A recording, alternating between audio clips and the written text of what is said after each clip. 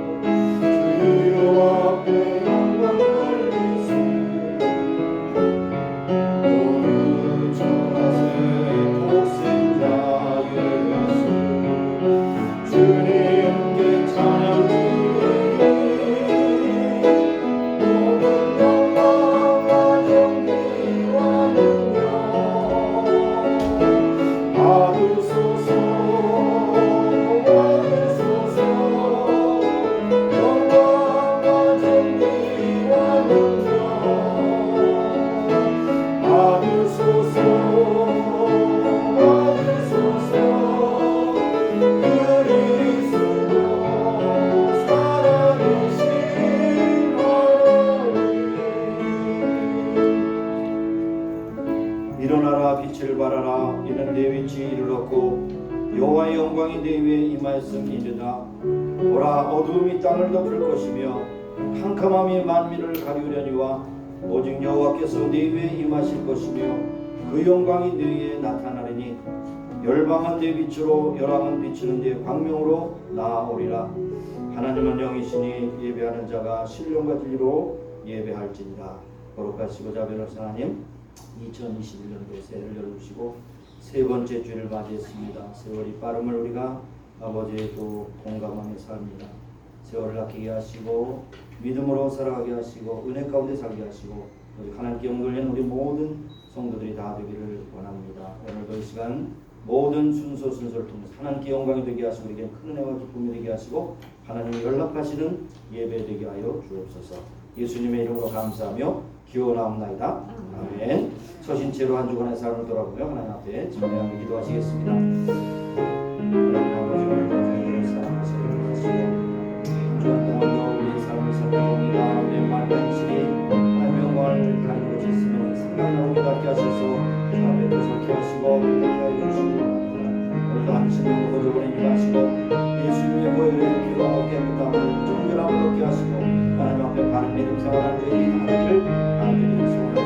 우리의 모든 영광과 아버지의 모든 것을 주관하신 하나님, 오늘도 주 앞에 우리가 깨끗하다고 말할 수 있게 되시고 우리도 그렇고 주 앞에 모든 죄악을 예수님의 보혈로 깨끗하고 정결하게 쓰셔서 우리 하나님께 선신하고 신실한 믿음의 삶을 살게 하시고 오늘도 하나님 앞에 바른 믿음의 자로 살아갈 수 있는 우리에게 하여 주시기를 간구하고 기도합니다. 우리 마음과 생각과 우리 모든 계획 가운데 하나님의 신실하심이 나타나게 하시고 하나님을 기쁘시게 하는 귀한 역사가 나타나기를 간절히 바랍니다. 하나님, 오늘도 저희들의 부족한 약함 아버지 아버지의 없음과 어린애와 또 아버지의 부모님을 넘으면서 많은 사람들에게 어린애 얻어지 못한 것을 주 앞에 고백합니다. 주의 생명 신부하여 주셔서 깨끗함과 정결을 입고 오늘도 뜻으로 즐거움을 감사하며 살아가는 우리 모두가 되기를 간절히 소원합니다. 오늘도 안심령으로 일어나시고 예수님의 정결을 오늘도 깨끗하게 쓰여주시고 인도하실 주를 믿사고 감사드리며 너희는 하나님을 만날 만한 찾으라. 가까이 계실 때 그를 부르라. 악인은 그 길을 불의한 자는 그 생각을 버리고 그 여호와께로 돌아오라. 그리하면 그가 긍휼히 여기시리라. 우리 하나님께로 나오라. 그가 널리 용서하시리라. 하나님 아버지, 우리의 더럽고 추악한 모든 죄악 생각과 말과 행실에 있어서 하나님의 영광을 가진 것이 있으면 다 주님께서 씻어주시고 정결하게 하시고 구별케 하소서. 오늘도 아름답게 드려지는 아름다운 복된 예배가 되게 하옵소서. 예수님의 이름으로 감사하며 기도합니다. 아멘. 앉으셔서 25장 찬양하겠습니다.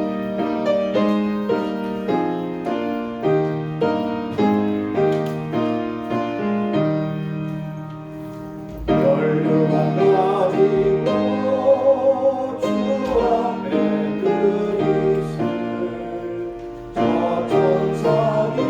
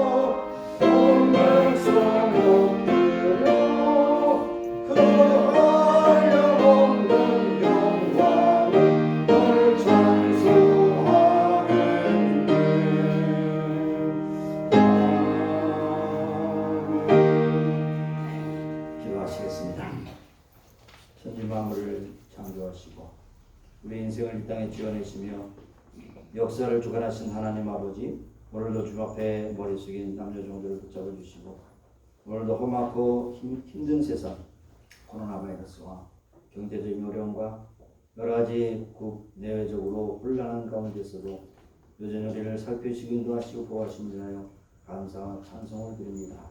오늘도 기쁨으로 즐거움으로 감사함으로 주 영혼 돌리게 하시고 우리들에게 주신 사명을 위해서 죽도록 충성하는 신실하고 믿음의 청지기들이 다 되기를 소원합니다. 오늘도 여러 가지 질병 고통으로 힘들어하는 신령들 불쌍히 여기시고 인도하셔서 아버지 하나님께서 온전히 치료하시고 건강케 하셔서 하나님의 영광을 위해서 아름답고 존귀하게 쓰임받는 믿음의 동역자들이 다 되기를 소원합니다. 가정을 세우신 하나님, 가정의 평강과 은혜를 주시고 오늘 어려운 상황 가운데서도 모든 식구들이 하나님 앞에 늘 기도하며 들어가도 나가도 함께 하시는 주님을 참여하는 사람은 경건한 가족들이 다 되게 하여 주옵소서. 주께서 피로가 조사하신 교회, 주께서 사랑하시고 인도하시고 세우셨습니다. 그 가운데 임마누엘을 세우셨사오니 주님이 늘 동행하며 함께하는 교회, 어디를 가든지 주님을 기쁘시게 하는 성도들이 모임과 흩어짐이 되게 하시고 하나님께 주신 마지막 세대의 사명을 감당케 해주시기를 간구하고 기도드립니다. 하나님, 우리가 사는 미국 땅을 주님 앞에 맡깁니다. 주께서 주장하시고 우리는 이제 멀리 떨어져 있지만은 워싱턴 DC에서 참 많은 긴장감이 도는 가운데 이 나라의 역사가 어떻게 될지 많은 사람들이 참 우려하며 전 세계가 주목하고 있는 가운데 있습니다. 이 나라가 정말 세계 만방에 본이 되는 나라, 민주자유국가, 그리고 하나님을 높이는 기독교의 그 아름다운 믿음을 바탕에 둔 나라가 될 수 있도록 인도하여 주시기 원하고 기도합니다. 사람이 아버지 어떤 지위에 있든지 간에 항상 하나님을 두려워하는 마음을 갖게 하시고 하나님이 그들을 세우시기도 하시고 폐하기도 하신다고 하는 그런 엄숙한 현실 앞에 경건하게 머리 숙여 하나님께 기도하며 지혜를 구하는 지도자들이 다 되기를 간절히 원합니다. 하나님, 우리의 족을 긍휼히 여겨주시고 통일을 기다리는 목마른 그런 아버지의 안타까움으로 부르짖는 신령들이 있습니다. 그 가운데서 특별히 북한 동포들, 그 가운데서 믿음을 가지고 있는 지하의 성도들 하나님 앞에 부르짖고 기도하는 가운데 있습니다. 어느 때까지니까 라고 고백하며 또 부르짖습니다. 하나님께서 그들을 긍휼히 여겨 주셔서 응답하여 주시고 통일을 이루시사 세계 만방에 복음을 증하는 마지막 세대에 쓰임받는 나라가 되게 하여 주시기를 간구하고 기도합니다. 하나님, 오늘도 우리들에게 주신 사명을 다시 한번 새기는 시간 되게 하시고 하나님 앞에 바른 믿음을 가지고 살아가기로 결단하는 시간 되게 하시고 하나님의 이제까지와 나중까지도 인도하시는 주님의 은혜를 다시 한번 감사하며 찬송하는 귀한 예배가 되기를 간절히 소원합니다. 하나님, 이 시간 또 흩어져서 복음을 증하는 선교사님들을 기억합니다. 특별히 SBC IMB 선교사로서 곳곳에 흩어져서 복음을 증하는 선교사님들 위해서 우리가 헌금을 하며 기도와 또 사랑을 보냅니다. 그들에게 함께 하시고 그들의 사역이 더욱더 강건하고 굳건하게 되게 하시고 하나님의 영광을 나타나게 해 주옵소서. 그 밖에도 여러 선교단체와 교단을 대표해서 나가 있는 선교사님들 함께 하시고 그들이 어려운 가운데 고군분투하며 어려운 환경 가운데서 주 앞에 부르짖고 기도할 때마다 하나님께서 놀랍게 아름답게 쓰시는 귀한 열매가 맺히게 하여 주시기를 간구하고 기도합니다. 하나님, 오늘도 이 시간에 참여하지 못한 성도들도 함께 하시고 어느 곳에 있든지 주님 앞에 영광 참여를 돌리는 귀한 믿음의 자리에 설 수 있게 하여 주시옵시고 모이기를 힘쓰며 서로 사랑으로 권면해서 마지막 시대에 참으로 사명 감당하는 귀한 믿음의 또 식구들이 다 되기를 간절히 소원합니다. 주의 종에게 말씀을 맡겨주셨사오니 잘 증거할 수 있도록 인도하시고 전하는 자와 듣는 자가 함께 은혜를 받는 복된 시간이 되게 하옵소서. 감사드렸고 예수님의 이름으로 기도드리옵나이다. 아멘.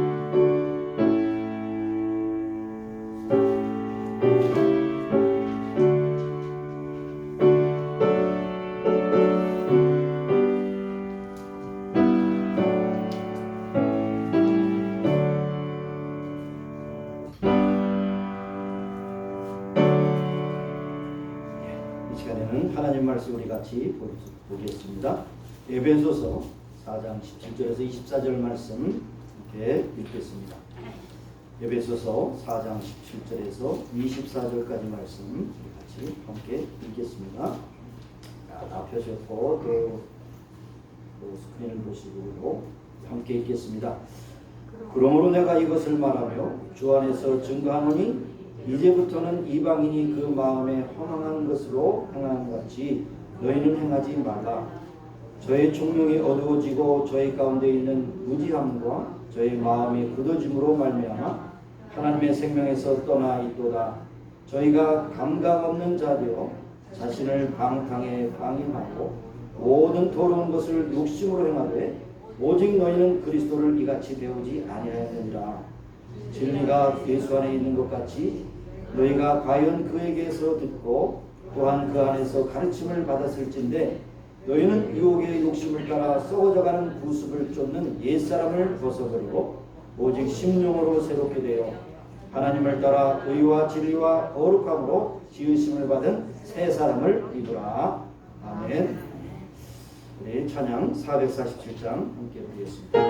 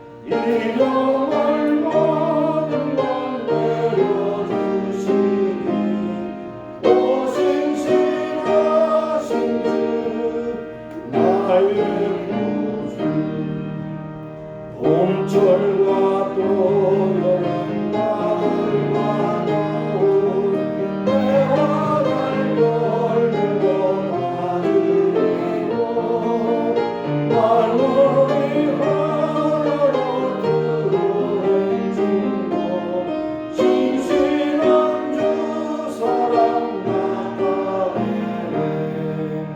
오 신실하신 주, 오 신실하신 주,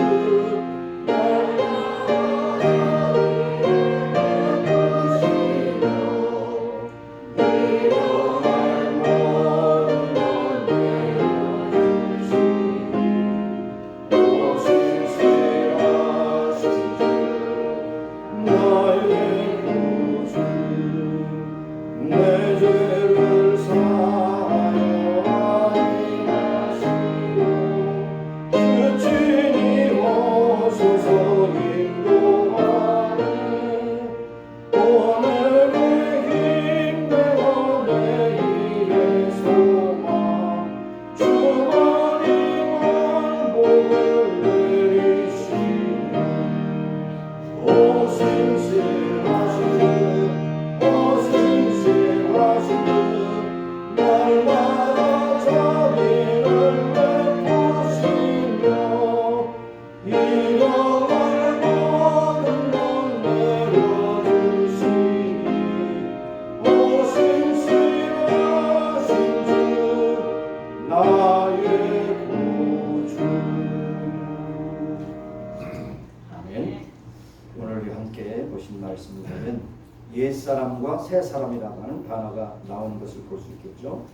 옛사람은 누군가 하면 여기에 총명이 어두워져서 무지함과 마음의 굳어짐으로 하나님의 생명에서 떠나 있는 사람이 옛사람이고, 새사람은 누군가 하면 바로 심령으로 새롭게 되어 하나님을 따라 의와 진리와 거룩함으로 지으심을 받은 새사람이다, 이렇게 말씀했어요.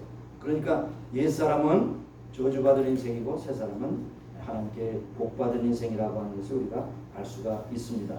이 세상에서 우리가 제일 중요한 것이, 여러분 자신에게도 그리고 자녀들에게도 이 세상에서 가장 귀한 것이 무엇이냐, 무엇을 위해서 살기로 하냐, 인생관과 가치관이 무엇이냐 묻는다면 많은 사람들이 각기 다른 얘기를 하겠죠.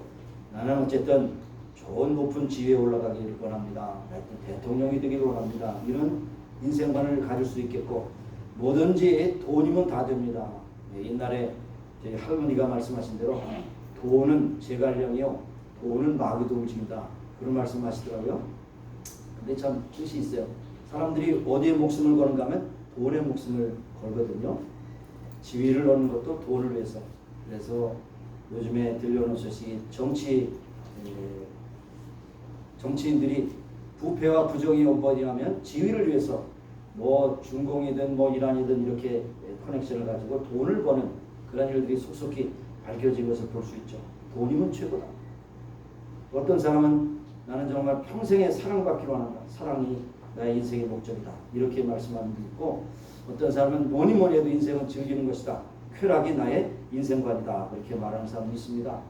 또 인생을 살면서 보람있게 살기 위해서, 덕을 끼치기 위해서 나은 사람들에게 후덕하다고 하는 소리를 듣는 것이 내 인생의 목적이다. 이런 생각을 가질 수가 있는 것이죠. 자, 어떤 답을 듣는지 간에 우리가 인간이 존귀하게 된 것은 그 사람의 생각과 인생이 그 사람을 존귀하게 만드는 겁니다. 돈을 위해서 사는 사람은 결코 존귀하다고 말하지 않습니다. 또 지위를 위해서 사는 사람을 존귀하다고 말하지 않습니다. 또 사랑을 구걸하는 사람을 존귀한다고 말하지 않습니다.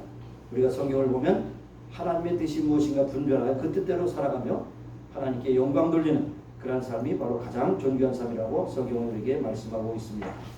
우리가 그냥 사는 것이 중요한 것이 아니라 바로 사는 것이 중요하고, 또 어떻게 사는 것이 중요한 것이 아니라 무엇을 위해서 보람되게 사는 것이 중요한 것입니다.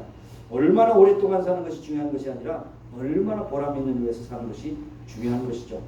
그러므로 모든 일에 올바른 생각과 확고한 정신 자세와 분명한 가치관을 가져야 되는데, 우리는 다른 사람보다는 기독교인의 가치관이 무엇이냐? 항상 하나님을 기쁘시게 하는 자, 믿음이 없이는 하나님을 기쁘시게 못하느니 그에게 나가는 자는 반드시 그가 계신 것과 그를 찾는 자들에게 상 주시는 이심을 믿어야할지니라. 히브리서 11장 1절에 나오죠.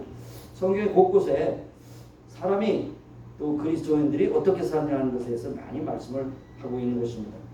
자, 그래서 여기에 우리가 올바른 인생관과 가치관과 이러한 생명관을 가지고 살아가는 것은 단 중요한 것이고, 거기에 따라서 우리가 어떤 직업을 갖든지 간에 그 직업관도 해당이 된다고 할 수가 있는 것입니다. 무엇이 행복한 것이냐? 행복에 대한 생각을 가지고 살 때 진정으로 자기도 인정하고 남도 인정할 수 있는 인생의 행복한 열매를 맺는 것은 참 중요한 것입니다. 또 따라서 우리가 시간과 공간에 얽매여 살기 때문에 어떠한 역사관을 가지고 있느냐, 어떤 국가관을 가지고 있느냐, 또 따라서 우리가 살아가는 자연 관계를 통해서 어떤 자연의 관계를 가지고 살아가느냐, 또 더 나아가서 문명관, 이런 것을 가질 때에 이 모든 것의 중심은 바로 기독교적인 가치관의 모든 것이 다 가지를 쳐야 된다, 그렇게 믿습니다. 한자 공부를 좀 해보죠. 모든 일을 올바로 볼 수 있는 것을 뭐예요? 정관이라고 하면 정관, 옳을 정자, 볼 관자, 정관, 그렇죠? 그 다음에 크게 보는 것을 대관이라고 말하죠. 클 때자, 볼 관자. 그 다음에 통틀어서 그냥 전체를 이렇게 개관하는 것을 개관이라고 말합니다. 우리가 무엇을 볼 때 바로 보아야 되고, 잘 보아야 되고, 넓게 보아야 되고, 때로는 우리가 피상적으로 판단하지 않기 위해서는 심각하게 볼 수 있는 우리의 안목이 필요한 것입니다. 그런데 이상한 것은 우리가 보는 대로 행동하고 생각한 대로 움직이는 것이 우리의 인생입니다. 여러분 자신 한번 생각해 보세요. 여러분이 어디에 많은 시간을 가져서 그것을 보느냐? TV를 너무 오래 보면 TV에 노예가 돼요. 그 다음에 여러분이 또 좋아하는 엔터테인먼트 이런 것을 많이 보면 여러분이 그에 노예가 됩니다. 하여튼간에 이것은 어쩔 수 없이 절대 시간의 법칙입니다. 어느 것에 많이 투자를 하느냐, 이것이 여러분의 인생관을 결정하는데 보는 것과 행하는 것을 여러분이 볼 수가 있어요. 자, 태도와 자세와 목표가 분명해야 되는 것인데 이것이 바로 우리의 행동의 원리고 판단의 원리가 되는 것입니다. 올바로 보지 못하면 올바른 행동이 나올 수 없어요. 모든 행동의 그 뿌리는 어떠한 관찰을 하고 있느냐, 이것이 중요한 것입니다. 그래서 우리는 날마다 세상을 보고 또 성경을 보고 그 다음 우리 주변을 보고 나 자신을 보는 것, 보는 것이 참 중요한 것입니다. 그래서 여기에 모든 행동의 근저에는 바로 보고 판단하는 것이 있다고 할 수가 있는 것입니다. 이것을 좀 고상한 말로 말하면 인생의 철학이라고 할 수 있겠죠. 그래서 이론이 없는 행동은 힘이 없고 철학이 없는 실천은 오래가지 못하며 철학이 없는 국민과 신념이 없는 백성은 일어서지 못한다. 이렇게 이야기합니다. 그래서 자문에도 나와 있죠. 꿈이 없는 백성은 망한다고요. 꿈이 없는 백성은 망한다고 했습니다. 그래서 정말 여러분이 뭐 미국의 시민권을 갖고 있든지 안 갖고 있든지 미국에 사는 한 미국에 대한 꿈을 가지고 미국이 어떻게 했으면 좋겠다 이런 것을 가지고 여러분이 거기에 따라서 한 시민으로서 최선을 다하는 것은 참 귀중한 것이다 이렇게 생각할 수가 있는 것입니다. 자, 우리 국민들에게 가장 필요하면서 결여된 것이 무엇인가 하면 어제와 오늘이 다름이 없다는 것입니다. 어제 생각과 오늘 생각이 똑같다는 것이죠. 어제 그러한 행동이 오늘도 연결된다는 것입니다. 이것은 참 국가가 별로 그렇게 희망이 없는 것입니다. 어제보다는 오늘보다 내일이 발전적인 그런 의미가 되어야 한다는 것이죠. 그래서 성경에는 날마다 새롭다고, 날마다 새롭다고. 여러분과 저는 날마다 새로워져야 됩니다. 그래서 성경의 결론은 새하늘과 새 땅인데 그 새하늘과 새 땅에 가기 위해서 우리는 낡은 사람과 낡은 옛사람을 벗어버리고 날마다 심령으로 새롭게 하여 하나님의 기뻐하시는 일을 행한다고 하는 것은 참 중요한 것입니다. 그래서 오늘 본문의 말씀을 통해서 몇 가지 살펴보기로 합니다. 그러면 옛사람은 무엇이고 새사람은 무엇입니까? 새사람이란 마음이 새롭고 생각이 새롭고 여기 말씀 본문에 보면 심령으로 새롭게 되어 하나님을 따라 의와 진리와 거룩함으로 지으심을 받은 새사람이라고 했어요. 그리고 이 반대는 옛사람이죠. 그렇죠? 이 새롭다는 것은 젊고 늙다고 하는 것이 아닙니다. 생각이 늘 새로워져요. 젊은 사람이면서도 노인의 생각이 있는 사람이 있어요. 그걸 갖다가 젊은 노인이라고 그러죠. 근데 노인이면서도 젊은 생각을 가지고 있는 싱싱하게 살아가는 사람이 있어요. 그거는 노인 젊은이라고 그러죠. 자, 생각이 사람을 결정하는 거 여러분 다 아시죠? 그래서 많은 경우에 좀 생각 좀 해라. 생각 좀 하고 살아라. 너는 머리를 장식물로 달고 다니냐? 이렇게 말씀하잖아요. 생각하고 살아. 사람은 생각해야 될 생각. 근데 사람이 생각을 못하게 하는 것은 뭐냐면 이 세상이 너무 빨리빨리 움직인다는 것입니다. 빨리빨리. 신문, 라디오, 방송, 그리고 또 여러분의 또 쫓기는 그런 시간 스케줄, 이것 때문에 생각을 하지 않고 살 때가 너무 많은 것이죠. 그러나 여러분 진정으로 생각을 해야 되는데 꼭 세 가지를 생각해야 됩니다. 나는 누구인가? 나는 무엇 때문에 사는가? 하나님이 나를 왜 이 땅에 보내셨는가? 이 세 가지를 생각해야 돼요. 이것을 사명이라고 생각할 수 있죠. 생각이 산다는 건 세 가지 꼭 생각해야 돼요. 나는 누구인가? 나는 무엇을 해야 되는가? 나를 왜 이 땅에 보내셨는가? 이것을 항상 생각해야 됩니다. 여러분 다 공허하는 대로 생각이 어떠하면 그 인도 어떠하다. 잠언의 말씀. 최근에 어떤 젊은이를 만났어요. 젊은다고 해서 이제 고등학교 2학년짜리인데 이제 앞으로 자기가 이제 의사가 되기 위해서 열심히 공부하는 아이인데 요즘 이제 신앙생활을 안 하고 신앙생활 안 한다는 것은 이퀄 교회 안 간다는 것이에요. 저는 목사로서 교회 안 간다? 신앙생활 안 한다 해요. 저는 교회에서 집에서 성경 읽고 기도합니다. 물론 그것은 신앙생활 안 한다고 할 수 없지만 제 정의로는 신앙생활 안 하는 거예요. 교회 중심으로 신앙생활 하게 돼 있습니다. 성경이 말하고 있거든요. 교회는 하나님께서 세우신 것이기 때문에 우리가 가고 싶다고 해서 가고 안 가고 싶다고 안 가는 거 아니에요. 하나님 앞에 우리 예배드리기 위해서 모이는 공동체가 필요해요. 모이기만 하냐? 흩어져야 돼요. 흩어져서 복음 전하고 실생활을 또 살아야 된다. 그래서 요즘 교회 나가냐? 안 나간다. 교회 나가지. 꼭 교회 나가서 예배를 드려라. 그렇게 하면서 제가 그랬어요. 잠언을 하루에 한 장씩 읽어라. 잠언이 31장까지 있잖아요. 그러니까 오늘 17일이죠. 그럼 여러분 가셔서 잠언 17장을 읽으세요. 내일 18일이죠. 내일 4만 18장을 읽으세요. 그렇게 하루에 잠언을 한 장씩 읽고 내가 공부하고 하나님께 지혜를 구하라. 그렇게 이제 어드바이스를 해줬는데 어쨌든 잠언은 최고의 지혜서죠. 이거보다 더 위대한 책은 없습니다. 거기에 인생관도 있고 철학관도 있고 또 교육관도 있고 자녀 교육도 있고 여러분의 돈 관리도 있고 모든 것이 다 있어요. 잠언에 있는 말씀 여러분 한번 1년 동안 12번 읽으시면 여러분의 삶이 바뀌어질 거라고 생각합니다.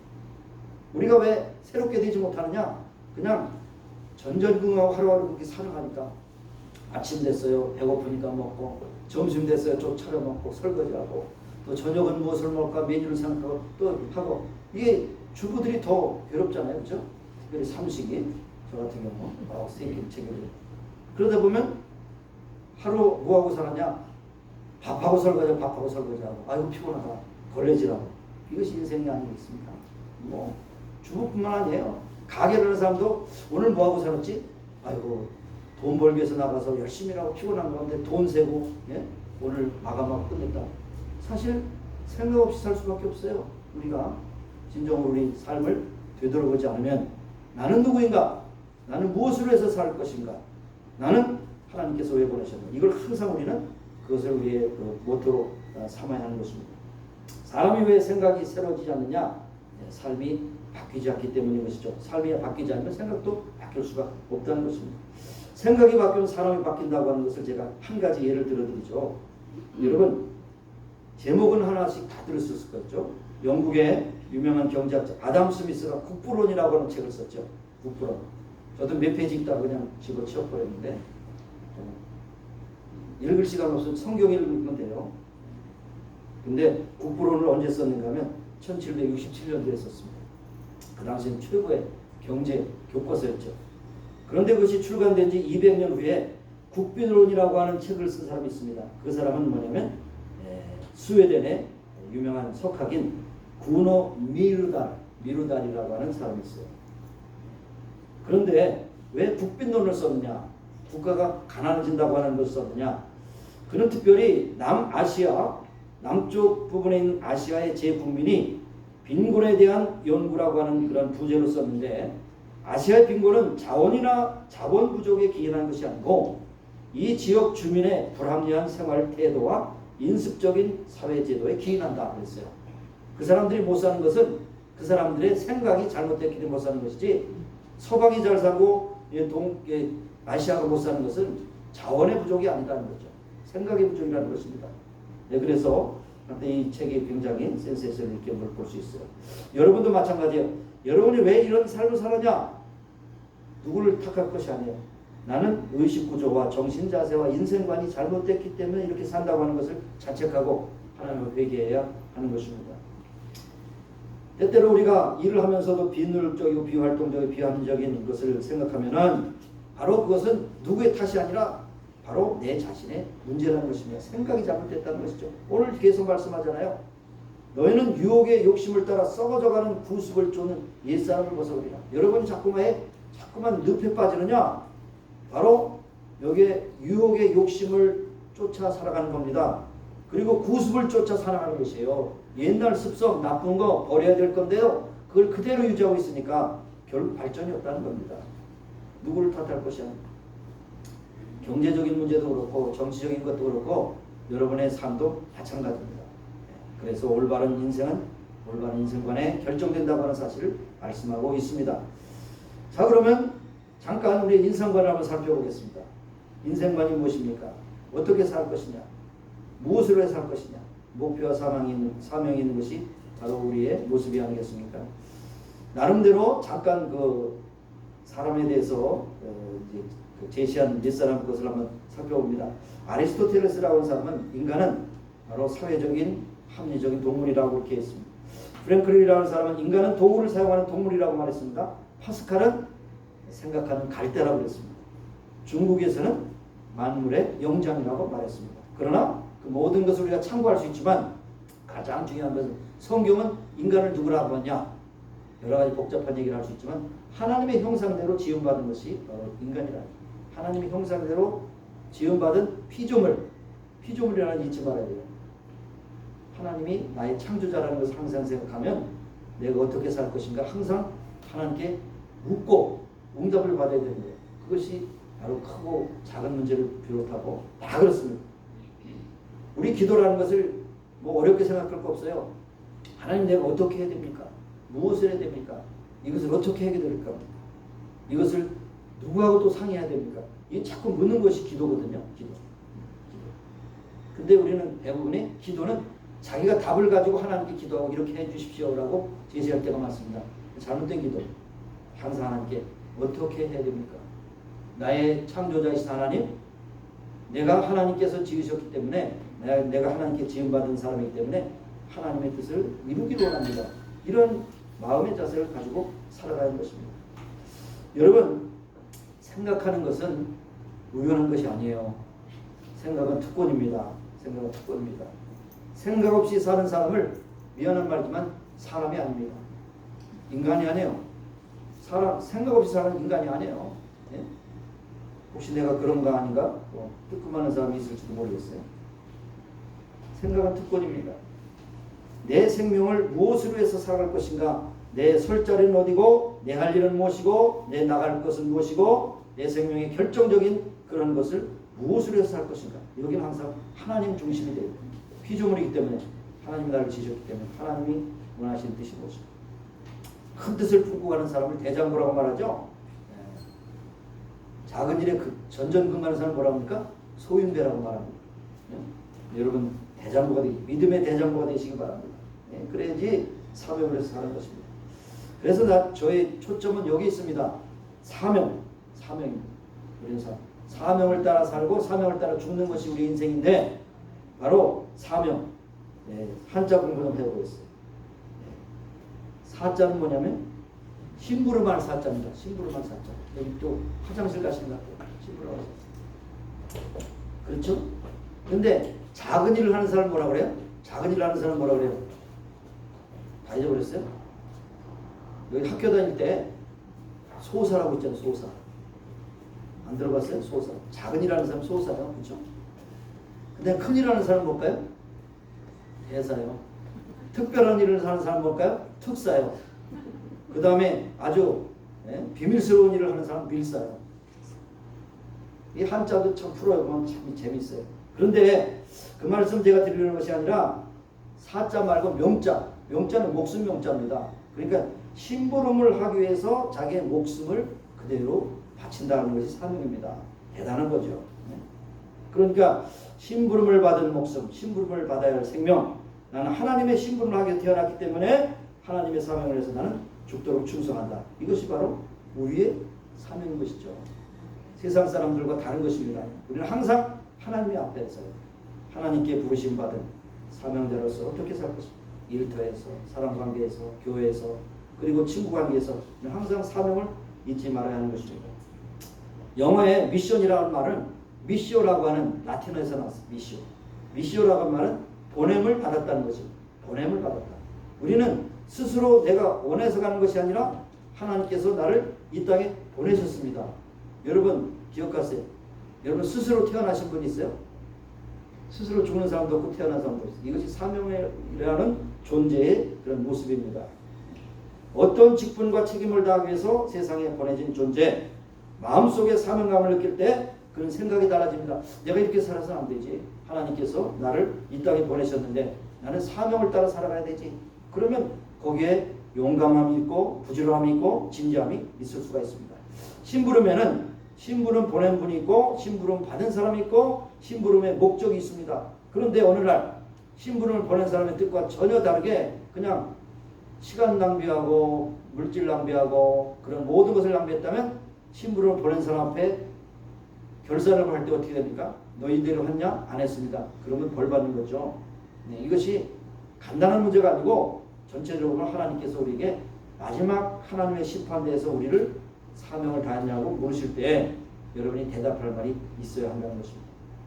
자, 심부름의 내용을 한번 생각해 보세요. 뭐 다른 사람 말고 여러분 그냥 편안하게 생각할 수 있기를 바라는데, 여러분이 왜 하필이면 호놀루에 살고 있을까요? 여러분이 왜 그 주소지에 살고 있을까요? 내가 살고 있는 이 한목터기를 뭔가 변화시키기 위해서 우리를 보내셨다는 것입니다. 그 다음에 여러분이 여러분과 관계가 별로 없겠지만 학문을 깊이 연구하는 사람은 학문을 통해서 사람들에게 기여할 수 있도록 보내신 겁니다. 예술의 위대한 창조를 위해서 또 보내시고, 또 교육을 하는 선생님들은 후세 교육을 위해서 보내시고, 사업을 하는 사람은 사업을 통해서 많은 사람을 유익하게 해서 보내셨고, 또 의사는 병든 자를 고치는 일에 쓰임받기 위해서 보내셨고, 또 변호사는 억울한 일을 변호하라고 보내셨고, 뭐 이렇게 여러 가지 분야마다 하나님께 보내셨어요. 그러니까 여러분이 처한 곳이 바로 사명의 터전이라는 것입니다. 하나님의 영광을 위해서 보내신 것입니다. 그래서 여러분이 심부름의 내용과 목적을 처지와 형편에 따라서 다르지만은, 그러나 그 사명을 따라서 충실하게 일하는 사람은 정말 생의 보람을 가지고 하나님께 칭찬받는 인생이 되는 것입니다. 여러분, 시간이 되시면 칼 힐티어라고 하는 사람의 그런 잠 못 이루는 밤을 위하여, 근데 이 잠 못 이루는 밤을 위해서 하면 이것을 읽으면 잠이 잘 자실 거예요. 정신이 바짝 나서. 근데 거기에서 한 구절을 인용하면, 인생의 생애에 있어서 최고의 날은 자기 인생의 사명을 자각한 날이라고 했어요. 내가 무엇을 위해서 이 땅에 살고 있는가라고 하는 것을 자각한 날이 인생 최고의 날이라고 했어요. 고시 합격한 날도 아니고, 결혼한 날도 아니고, 첫 아이를 낳은 날도 아니고, 대학에 입학한 날도 아닙니다. 여러분의 사명을 깨달은 날이 인생 최고의 날이라는 것이죠. 근데 이미 어떤 의미에서 우리는 다 사명을 깨달았잖아요. 크리스찬의 사명은 이 땅에 복음을 전하기 위해 내가 크든 적든 간에 쓰임받는다고 하는 그 대전제가 있잖아요. 그러니까 여러분은 다 뭡니까? 인생의 최고의 날을 지금 살고 계신 거예요. 그걸 생각해야 됩니다. 이걸 생각할 때마다 저는 생각나는 인물이 데이빗 리빙스톤이라고 하는 사람입니다. 아프리카 참 선교사로서, 의료 선교사이며 복음 전도하는 선교사로서 데이빗 리빙스톤을 우리가 생각하지 않을 수 없는데, 이분이 말한 유명한 말이 있어요. 이 말은 여러분이 좀 마음에 새길 필요가 있어요. 무슨 말이냐면, 사명감이 있는 사람은 그것을 실천할 때까지 결코 죽지 않는다. 그 제가 언제 말씀드렸죠. 왜 사냐고 묻거든 아직도 내가 해야 될 일이 있기 때문에 사는 것이다. 정답이에요. 근데 해야 될 일이라고 하는 것을 추상적으로 얘기하는 것이 아니라 사명을 다하지 않았기 때문에 이제 하나님께 부르시잖아요. 사명 다하면 죽는 거예요. 길고 짧게 사는 게 문제가 아닙니다. 사명을 다할 때까지 사는 것이에요. 이것이 참 중요한 것입니다.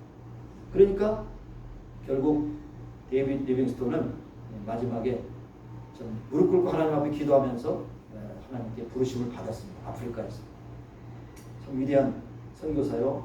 참 우리가 흠모할 만한 그런 선교사라고 그렇게 생각이 됩니다. 이와 비슷하게 사도 바울은 사도행전 20장에 보면 밀라도에서 에베소에 있는 지도자들을 모아놓고 그가 복음 증가 위해서 수고한 일에 대해서 말하면서 자기의 사명을 위해서 마지막으로 이런 얘기를 합니다.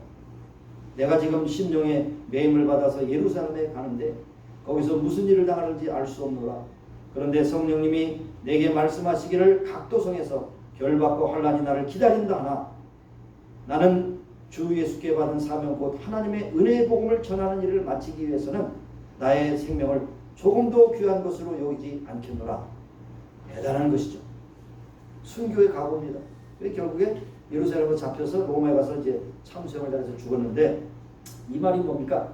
내가 예수께 받은 사명, 하나님의 은혜의 복음을 전하는 일을 마치기 위해서는 나의 생명을 조금도 귀한 것으로 여기지 않겠노라. 여러분, 많은 위인들의 모습을 보면 큰일을 했다고 하는데 그것의 큰일이라는 것이 뭡니까? 자기 이름을 높인 겁니까? 아니 돈을 많이 버는 겁니까? 아니면 뭐 사람들에게 칭찬을 받은 겁니까? 한 가지 공통분모가 있어요. 인류의 모든 것에 기여한 것입니다. 자기를 위해서 한 것이 아니고 남을 위해서 살았다고 하는 것이 위인입니다. 자기의 유기를 위해서, 정치적인 신장을 위해서, 돈을 벌기 위해서 사는 거예요. 모든 정치가들 여러분 보세요. 오늘날 정치가들이 죽은 다음에 참 칭찬받는 정치가 있습니까? 다 냄새나는 인간들이었다고 그렇게 저주를 받죠. 미국도 한국도 마찬가지입니다. 정치가들이 뭡니까? 입지가 국민들을 위해서 해야?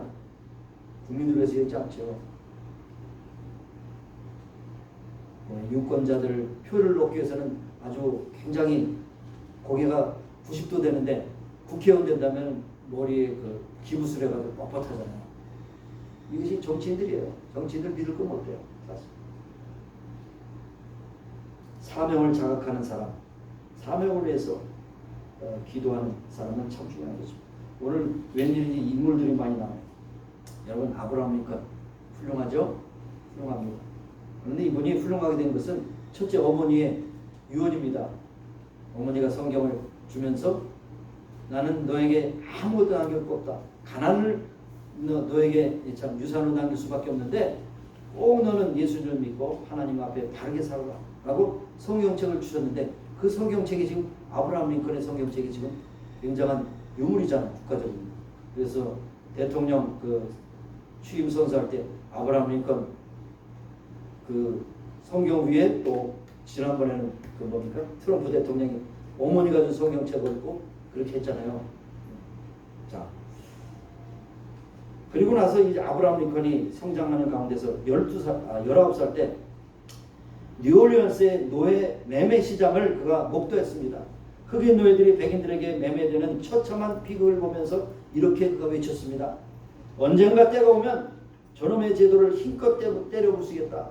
이 충격적인 것과 의분의 결심이 결국 링컨이 노예 해방을 하는 그러한 원동력이 되었던 것입니다. 그때 그가 노예 해방을 위한 사명을 그가 확실히 깨닫고 그 일을 했고 그 다음에 이제 대통령까지 되었던 것을 볼 수 있죠. 그의 가슴속에 맺힌 큰 사명감, 이것이 바로 그 아브라함을 그렇게 살도록 이렇게 인생관을 주장하는 것을 볼 수가 있는 것입니다. 이렇게 어떤 계기가 됐든 어떤 배움이 됐든 어떤 그 깨달음이 됐든 간에 자기가 사명을 깨달을 때는 그 인생을 그렇게 허투루 살 수 없다고 하는 사실입니다. 그래서 결국 새 사람이라고 하는 이 말은 결국 무엇이냐면 사명을 해서 산다고 하는 거기에 초점이 맞춰진 것을 볼 수가 있는 것입니다.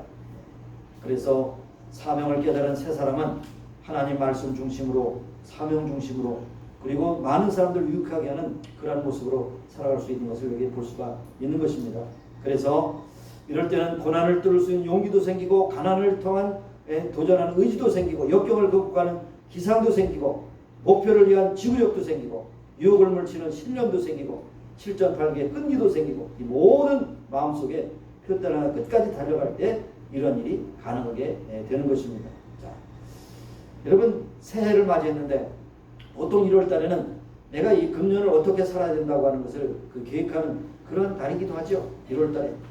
그런데 1월 달을 그냥 한국말 잘해서 그냥 설렁설렁 지나면 2월 달을 맞이하면 2월 달도 설렁설렁 3월 달도 설렁설렁 그러다가 아이고 6월 달이 됐네.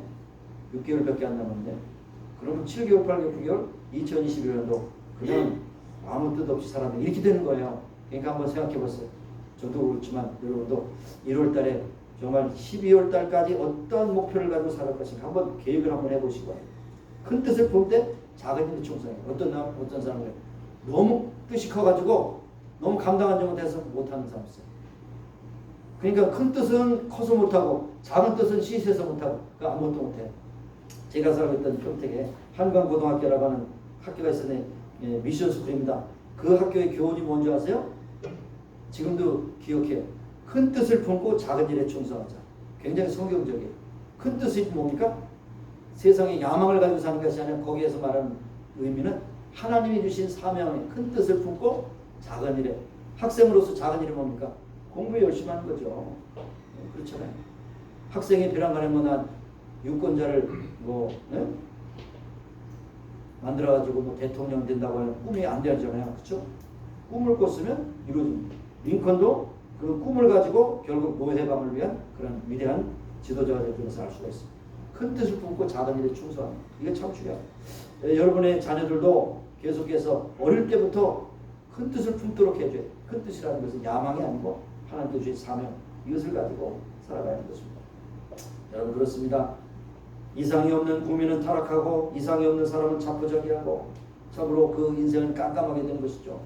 그러니까 결국 그 사람을 위대하게 만드는 것은 그 사람이 품은 뜻, 사명, 하나님 중심으로 살아가는 것이 가장 그 사람을 위대하게 만드는 것이라고 볼 수가 있는 것입니다.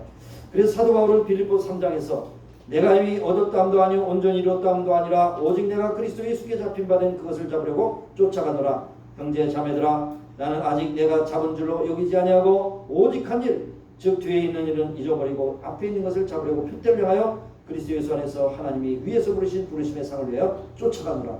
얼마나 멋있습니까? 얼마나 멋있어요. 그러니까 목표 없는 인생은 방황할 수밖에 없다는 거죠. 목표를 정했으면 그것이 결국 계속해서 그걸 쳐다보면서 달려갈 수 있다고 하는 사실을 우리에게 말씀해 주고 있는 것입니다. 자, 그러면 새 사람이 되면 어떻게 될까? 열심히 삽니다. 열심히 살아요. 우리가 열심히 없다는 것은 새 사람이 아직 못됐다는, 게으른 것은 참 안 되는, 뜻을 세워서 표대를 향해 나가는데 달려갈 길을 마칠 때까지 달려간다면 부지런해야 되죠. 가다시도 하면 안 되죠. 계속 달려가야 됩니다. 목적을 위해서, 열매를 맺기 위해서 하는 것을 볼 수가 있는 것인데, 그런데 이제 여기서 이제 정리를 하면서 이제 말씀을 맺기로 하는데, 자, 그 열매를 보아 그 나무를 한다고 그랬어요. 여러분의 인생의 열매가 어떻게 맺혀진지 하나님이 보실 겁니다. 그리고 사람들도 여러분을 관찰할 것입니다. 그런데 그 열매를 가장 중요한 것은 저는 그렇게 봅니다. 봉사의 열매가 가장 중요한 것입니다. 봉사. 디아코니라고 하는 말인데, 열매. 참 어떻게 보면 사람은, 인생은 주고받는 관계죠. 그렇죠? 주고받는 관계입니다. 사랑도 마찬가지죠. 젊은 남녀가 서로 사랑할 때 사랑을 받는 만큼 주어야 하는 것이죠. 그렇잖아요? 기브 앤 테이크 아닙니까? 그렇죠? 부부 사랑도 마찬가지예요. 부부 사랑도 마찬가지입니다. 맨날 받기만 하고 주지 않으면 짜증나잖아요. 그렇죠? 설거지를 도와주고 그러죠. 그렇죠? 삼식이면. 근데 주는 것과 받는 것이 서로 비슷해야 되는데, 짝사랑은 비극입니다. 받기만 하고 주지 않는 것은 이기주의고, 주지 않고도 받지 않는 것은 개인주의고, 주는 만큼 받는다고 하는 것은 합리주의고, 그러나 이것은 별로 그렇게 좋은 인생이 아니에요. 하나님께서 우리에게 주신 주는 자가 받는 자보다 복되다고 하는 것이 바로 봉사하는 인생입니다. 섬기는 인생입니다. 이것이 바로 성경적이에요. 받으려고 주는 것은 투자예요. 주고도 받지 않는 것은 봉사예요. 그 사랑이 진정한 사랑이에요. 예. 봉사하면서 거기서 기쁨을 누립니다. 예, 봉사할 수 있는 힘도 주셨어요. 또 때로는 재력도 주셨어요. 이것이 바로 우리의 믿음의 모습입니다. 그런데 여기서 이제 우리 교회를 섬김과 여러 가지를 포함해서 정리해 보면, 스스로 원해서 기쁜 마음으로 남에게 주는 것이 바로 봉사입니다. 내가 무엇 때문에 내가 강요에 못 이겨서 할 수 없어서 짜증나지만 하는 것은 봉사가 아닙니다. 자원해서 남을 도울 때 그것을 봉사라고 말합니다. 봉사는 인간의 행동 중에서 가장 고민한 것이에요. 위대한 인물은 다 자기만을 위해서 산 인생은 위대하고 말하지 않습니다. 남을 위해서 산 사람을 위대하라고 말하죠. 예? 여기서 또 뺄 수 없는 사람이 알버트 슈바르츠 아닙니까? 세계 박사학위를 가지고 명성으로 또 부를 누릴 수 있지만은 그 아프리카의 흑인 형제들 향해서 그 모든 명예와 모든 유익을 다 버리고 아프리카 가서 남은 생애를 살았다는 것은 참 위대한 생애라고 할 수 있죠. 네. 자, 내 이익을 위해서 살아가는 것을 봉사자라고 말하지 않습니다. 월급 받기 위해서 일하는 것을 봉사자라고 말하지 않습니다. 여력이 있어서 봉사하는 것을 봉사자라고 말하지 않습니다. 없는데도 그것을 또 모으고 모아서 남을 위해서 주는 것입니다. 그런데 여기서 봉사하면 사실 여력이 있어야 됩니다. 여러분, 거지가 남에게 줄 수 있습니까? 있어요, 없어요? 여러분 속으로 거지도 나눠주는데요. 네. 있어서 나눠주는 게 아니겠죠. 참 힘듭니다. 그러니까 우리가 줄 것이 없기 때문에 그것이 불행한 거예요. 거지가. 남에게 무엇인가 주려면 풍성해야 돼요. 그러기 위해서 우리가 열심히 일하든지 아니면 아끼든지 그래야 됩니다. 위대한 사람은 남에게 많이 줌으로 많이 줄수록 위대하다고 말하고 있습니다. 예수님께서도 말씀하셨어요. 주라, 그러면 흔들어 넘치게 너에게 채워주리라. 그렇게 말씀했습니다. 이 말은 내가 준다는 생각을 떠나서, 누구에게 준다는 생각을 떠나서 무엇을 주었다고 하는 생각을 하지 않는 그런 인생을 바라기 위한 것입니다. 제가 한 가지 생각나는 거 있습니다. 여러분이 누구에게 봉사하고 섬길 때 세 가지를 유의하라고 그랬는데, 그것은 제 마음에 좀 담고 있는 것인데, 선교사로 가든지 아니면 남에게 봉사하는 위치에서 있을 때 이 세 가지를 주의하라고 이렇게 했는데 참 의미 있는 얘기라고 생각했어요. 여러분에게 전해드립니다. 언제 말씀드렸죠? 영웅주의, 헤로이즘을 경계하라. 내가 그래도 위대한 사람이기 때문에 이런 일을 한다는 그런 착각에 빠지지 마라. 헤로이즘. 선교사로 내가 좋은 일을 위해서 조국에서 좋은 일을 할 수 있지만 버리고 갔다. 저 영웅주의에 빠지기 쉬운 것이 선교사예요, 사실. 네. 두 번째로 뭐냐면 낭만주의. 내가 그래도 고상한 인간의 그 어떤 휴머니즘을 가지고 그 사람들에서 갔다고 하는 낭만주의. 로맨티시즘에 빠지지 마라. 로맨티시즘. 근데 마지막으로 중요한 것은 뭡니까? 나르시시즘에 빠지지 마라. 네? 자기 착각이다. 자기에 빠지지 마라. 이것이 교회 생활도 모든 것도 포함이 되라고 생각하는 것입니다. 그래서 마지막으로 제가 정의를 하나 내리고 마치겠습니다. 의무를 특권으로 아는 때에는 그것이 진정한 봉사입니다. 적으세요, 저. 여러분, 이걸 해야 된다고 하는 의무가 있는데 의무를 아주 못해서 하는 것은 그거는 봉사가 아니고 의무를 특권으로 아는 것은 봉사다. 여러분의 교회 생활과 여러분의 뭐 전도나 뭐 섬김이나 구제나 모든 일에 있어서 내가 해야 되는 의무 하나님께 주셨어요. 사명. 근데 사명을 특권으로 할 때 그것은 여러분의 인격이 접고사하는 것이고 그것이 하나님께 영광이 되는 것이 여러분의 진정으로 하나님 앞에 상을 얻는 것이라고 하는 말씀입니다.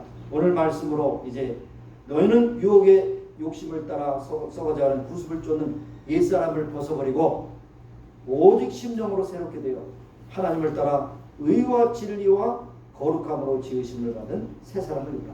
새 사람으로 사명 감당하여 주 앞에 칭찬받는 여러분과 저가 되기를 소원합니다. 하나님 아버지 감사합니다.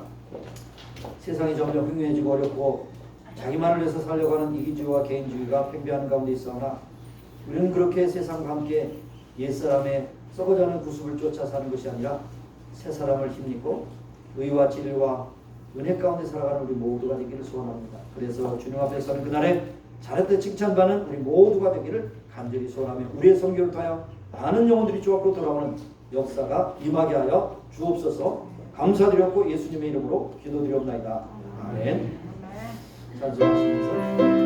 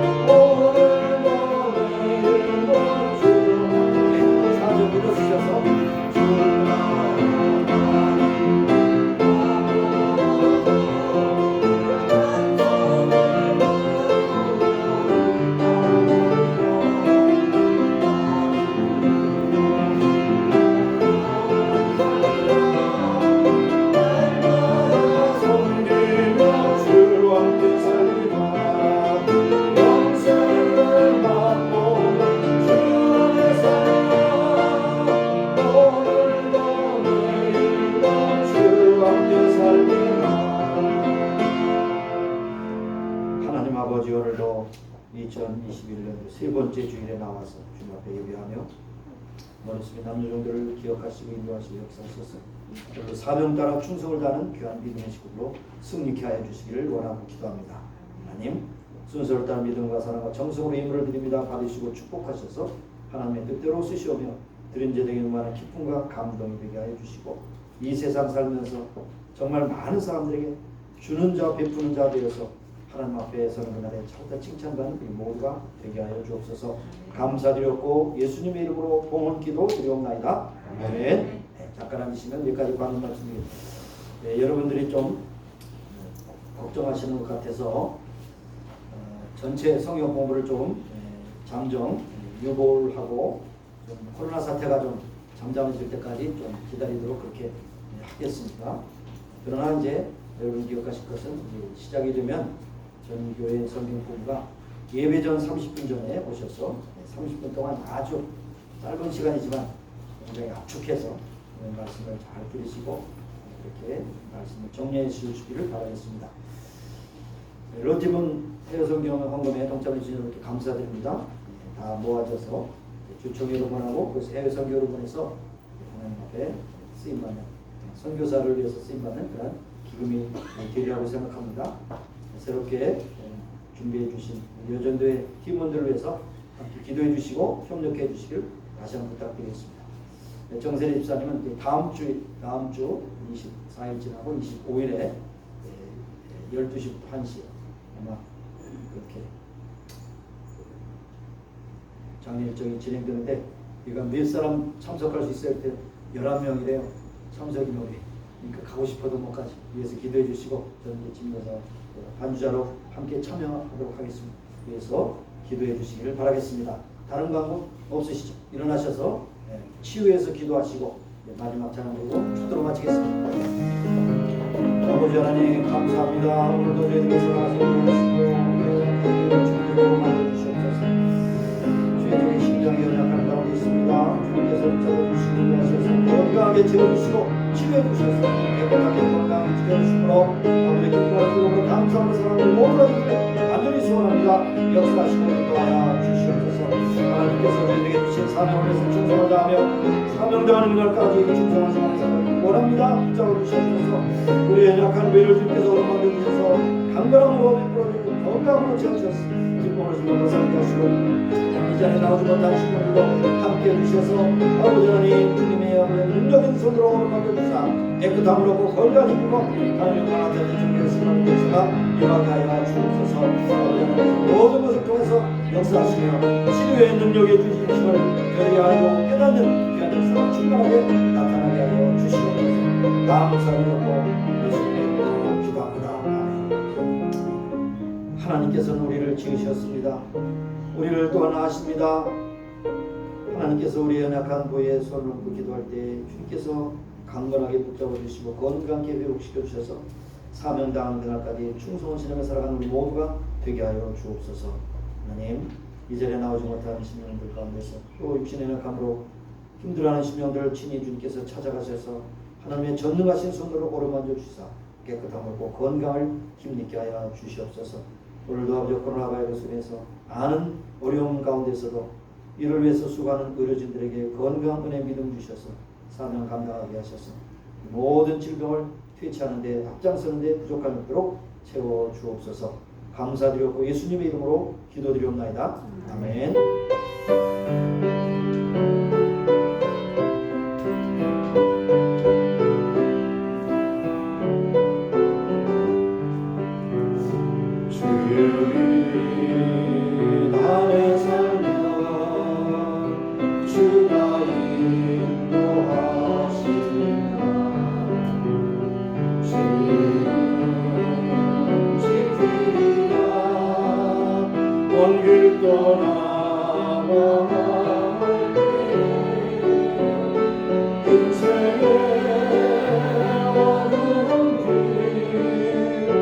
주의 손 굳게 잡고 담대하게 나아가리 새날이 반가오리라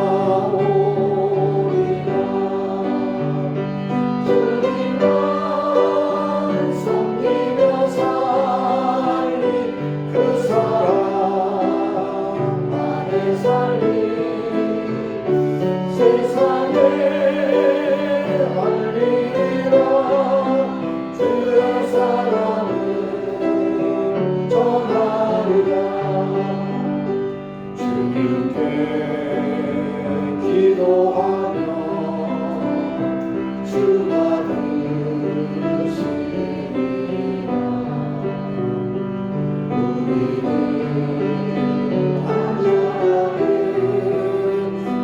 지키리라 인도하리라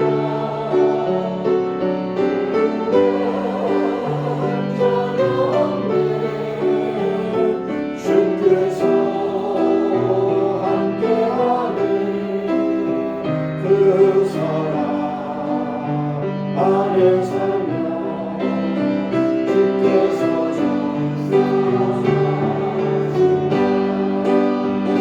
주님만 섬기며 사는 그 사랑 안에 살리 세상에 알리리라 주의 사랑을 전하리라.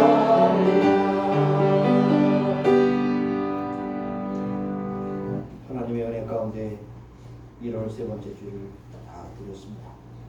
주님께서 예배를 통해서 영광을 받아주시고 저들에게 주신 말씀 마음에 담고 믿음으로 승리하는 새 사람 됨을 살아가는 저희 다 되게 하여 주시기를 바랍니다. 이 성경을 통하여 많은 영혼들이 주 앞으로 돌아오는 역사가 임하게 하시고 하나님을 영화롭게 하는 역사가 임할 수 있기를 간절히 원합니다. 지금은 우리 구주 예수 그리스도의 무한하신 은혜와 하나님 아버지의 극진하신 사랑하심과 성령님의 교통하시고 인도하시고 충만케 하심이 이제 모인 중에와 온 교회 지금부터 영원까지 함께 하시기를 예수님의 이름으로 기도와 축원드리옵나이다.